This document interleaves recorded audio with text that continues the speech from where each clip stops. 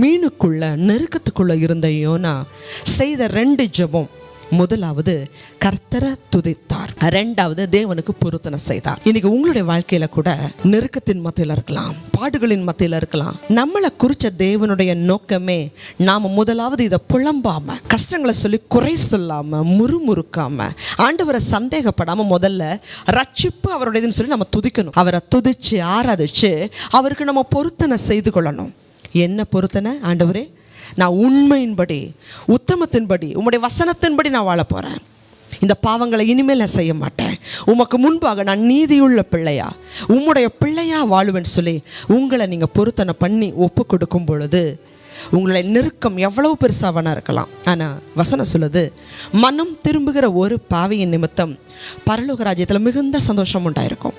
உங்கள்கிட்ட ஏதாவது தேவனுக்கு அருவருக்கக்கூடிய காரியங்கள் இருக்கலாம். கோபமாக இருக்கலாம், பிடிவாதமாக இருக்கலாம், வைராக்கியமாக இருக்கலாம், மன்னிக்க முடியாத சுவாபமாக இருக்கலாம், சுயநலமாக இருக்கலாம், பெருமையாக இருக்கலாம், பொறாமையாக இருக்கலாம்.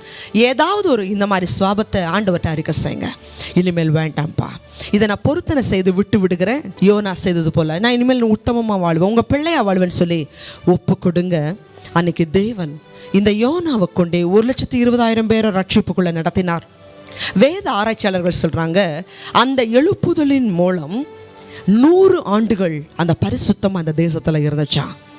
தேவஜனமே, இன்னைக்கு ஆண்டவரை நீங்கள் பொருத்தனை பண்ணுங்க.